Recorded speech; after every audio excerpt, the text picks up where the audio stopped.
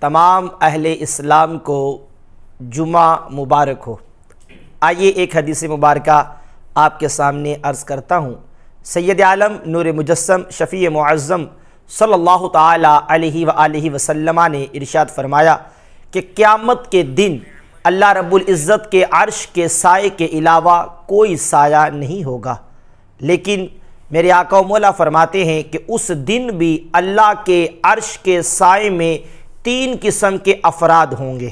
اللہ اکبر! کہ قیامت کا دن ہے اور اللہ رب العزت کے عرش کے سائے کے علاوہ کوئی سایہ نہیں ہے، اور سورج جو ہے قریب آ کر اپنی تپش برسا رہا ہے، زمین تانبے کی ہو چکی ہوگی۔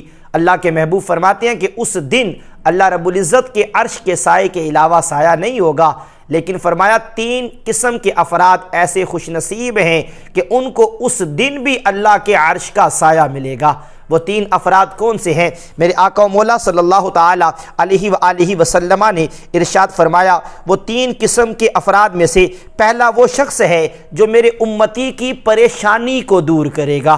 اللہ اکبر! میں بھی غور کروں، آپ بھی غور کریں، کیا ہم اپنے آقا و مولا صلی اللہ تعالی علیہ وآلہ وسلم کے امتی کی پریشانی دور کرتے ہیں یا پریشانی کا سبب بنتے ہیں؟ میرے مولا تو فرما رہے ہیں کہ اگر تم امتی کی پریشانی دور کرنے کا سبب بنو گے تو قیامت والے دن اللہ رب العزت کے عرش کا سایہ تمہیں نصیب ہوگا۔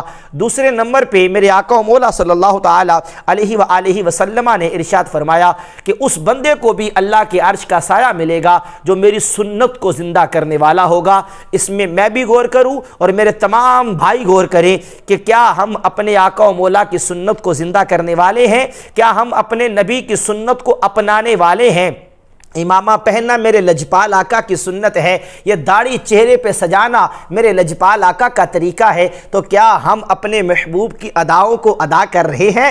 اگر یہ عمل کریں گے تو اللہ کے محبوب فرماتے ہیں قیامت والے دن ہوگا اللہ تمہیں اپنے عرش کے سائے میں جگہ عطا فرمائے گا۔ اور پھر تیسرے نمبر پہ قربان جائیے سید عالم صلی اللہ تعالی علیہ وآلہ وسلم نے کیا خوب ارشاد فرمایا جو کثرت سے مجھ نبی کی ذات پہ درود پڑھنے والا ہوگا قیامت والے دن اللہ اسے بھی اپنے عرش کے نیچے جگہ عطا فرمائے گا۔